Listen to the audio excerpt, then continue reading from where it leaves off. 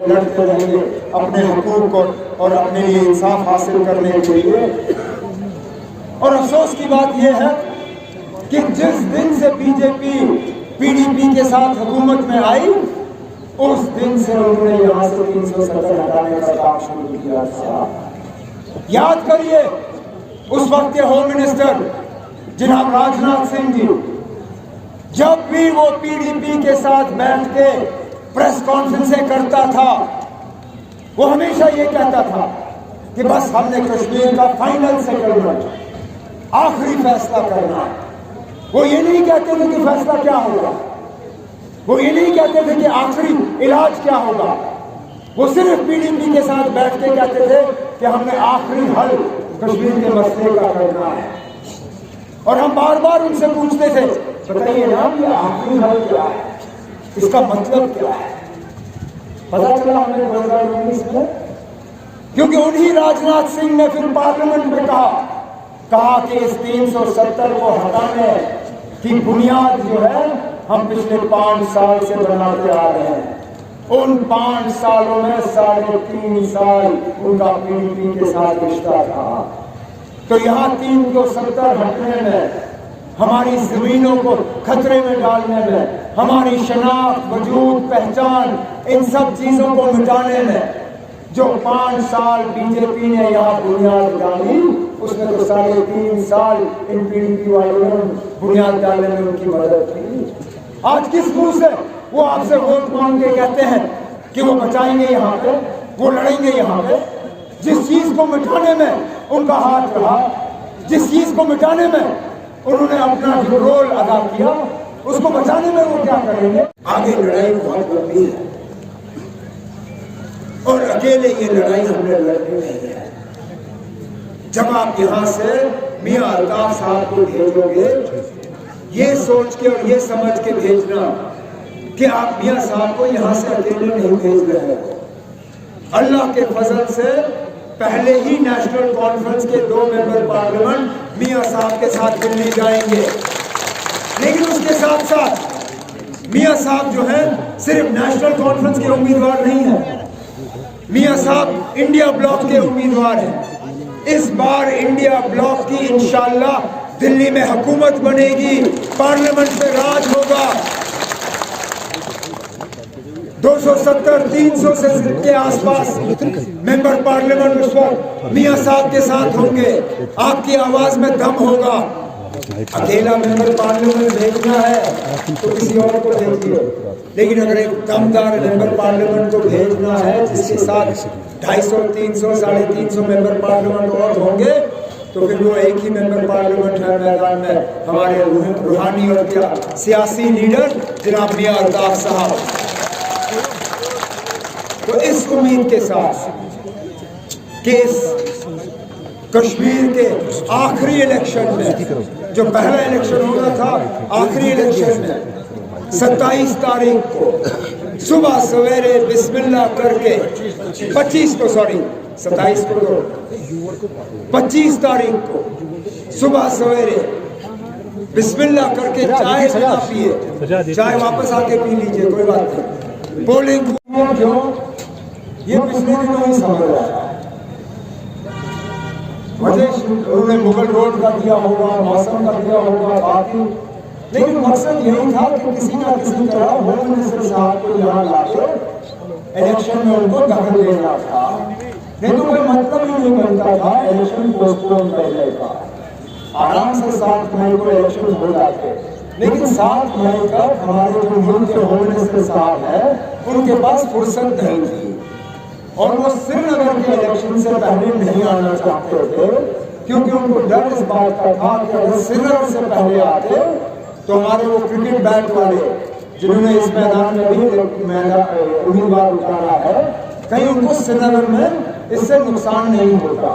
तो उन्होंने सोच समझ के अनंतनाग का इलेक्शन जो है पोस्टपोन करा के 6ठे फेज में किया, ताकि इलेक्शन से पहले होम मिनिस्टर साहब यहाँ आए, हुकूमत के जो लोगों से मिले, यहाँ अपने बीजेपी के लोगों से मिले।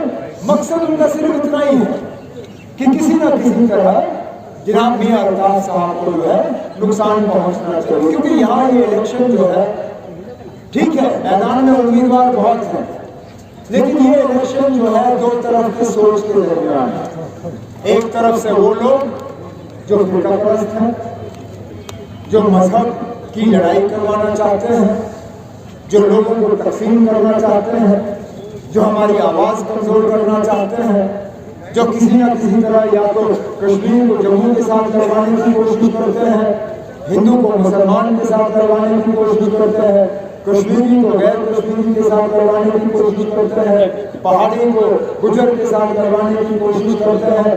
एक तरफ से वो लोग, दूसरे तरफ से एक उम्मीदवार इंडिया ब्लॉक की तरफ से, जिसमें नेशनल कॉन्फ्रेंस, कांग्रेस, सीपीएम, बाकी तंजीमें, जिनका मकसद ये है कि फिरका परस्ती कम हो, मजहबी फसाद कम हो, लोगों को हम जोड़ के चलें, लोगों को तकसीम न होने दें। और हकीकत ये अगर आप देखें तो बाकी तमाम उम्मीदवार कहीं ना कहीं उन फिरका परस्तों की मदद कर रहे हैं, जिनकी मुखालफत और जिनको हराने के लिए आज जनाब मियां अल्ताफ साहब मैदान में खुद उतरे हुए हैं। इस इलेक्शन में हिस्सा लेने के लिए हो रहा है। आज वो ये कह के वोट मांग रही है कि मियां अल्ताफ साहब जो हैं वो यहाँ के नहीं है, वो अनंतनाग रजौरी पार्लिमानी हल्के से ताल्लुक नहीं रखते। चलिए इस बात को हम एक मिनट के लिए भूल जाते हैं कि मियां साहब के रिश्तेदार जो हैं वो रजौरी में भी हैं, वो यहाँ पे भी हैं, वो कोकरनाग में भी हैं, हर तरफ है। लेकिन महबूबा जी आप मुझे जरा कम से कम ये तो बताएं, जो मैंने खुद श्रीनगर से अपना दूसरा इलेक्शन लड़ा था कोई 15 साल पहले, उसमें तो आप मेरे खिलाफ इलेक्शन लड़ रही थी। आप तो श्रीनगर से नहीं थी, आप तो अपने आप को अनंतनाग से मानती हो, तो आपने श्रीनगर आके कागज कैसे पढ़े? जब आप श्रीनगर से इलेक्शन लड़ सकते हो वो ठीक है, लेकिन जब मियां अल्ताफ साहब अनंतनाग से इलेक्शन लड़ते हैं वो बात आपको जचती नहीं। क्यों? क्योंकि मियां साहब से आप हारने की डर में बैठे हुए हो और इसलिए आप चाहते नहीं हो कि मियां साहब यहाँ से इलेक्शन लड़े। मांगते आप वोट 2014 में बीजेपी के खिलाफ हो और फिर बीजेपी उन्हीं बीजेपी वालों के साथ आप हाथ मिलाते हो। हमने आज जिस दौर से हम गुजर रहे हैं, जहां हमारी जमीनों को खतरा है, हमारे नौजवानों के रोजगार को खतरा है, हमारे अपने पानी के हक पे खतरा है, यहाँ बाहर से ठेकेदार भी आते हैं, सरकारी बैंक का मुलाजिम लगाना होता है वो भी बाहर से आता है। ये दौर हमें देखने को नहीं मिलता। अगर 2019 में इन्हीं कलम जो इस मैदान में है उन्होंने कहीं ना कहीं इन फिरका परस्त ताकतों को जो है उनकी मदद की है, और आपने नुमाइंदा भेजना है, आपने नुमाइंदा यहाँ से दिल्ली भेजना है।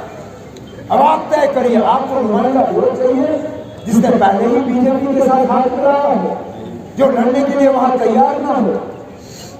उन्होंने पहले भी यहाँ पार्लियामेंट बिल्डिंग की है। आप जमात छे, युक्ति लीडर छे, जमात बहुत मोहब्बत बालगाम को मोहब्बत और खुशुदार करते पर मुबारकबाद शुक्रिया जो तांगा इसमतन असाटी में सो दाम जो संयक्ति रोज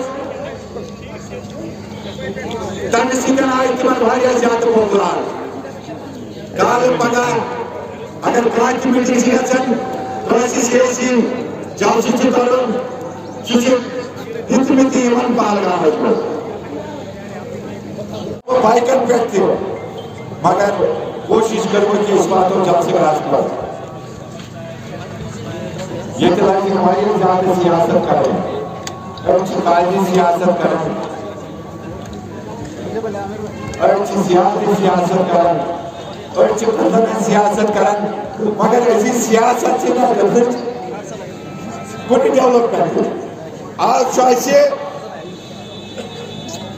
बीजेपी कि 5 अगस्त फैसला ये हमें मंजूर नहीं है। तो जो सारी वन 5 अगस्त फैसला मंजूर ये जवाब आज बीजेपी वालों को दे रहा है। कि 5 अगस्त का फैसला हमें मंजूर नहीं है। तमाम सही यस पहलगाम कॉन्स्टिट्यूंसी पूरे डिस्ट्रिक्ट डिस्ट्रिक्ट प्रेसिडेंट डिस्ट्रिक्ट सही तमाम नीर जोक दर जोक 9 बजे गई सोन इंशाल्लाह रहमान तुम वो पोलिंग क्या गई अच्छ मुबारक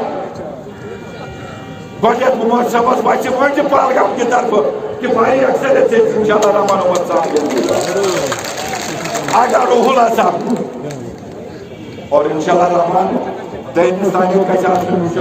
घर के सारे फर्ज जानिएगा।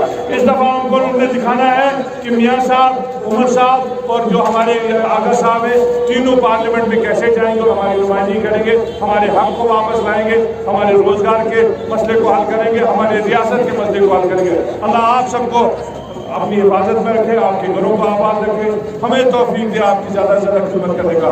आपका बहुत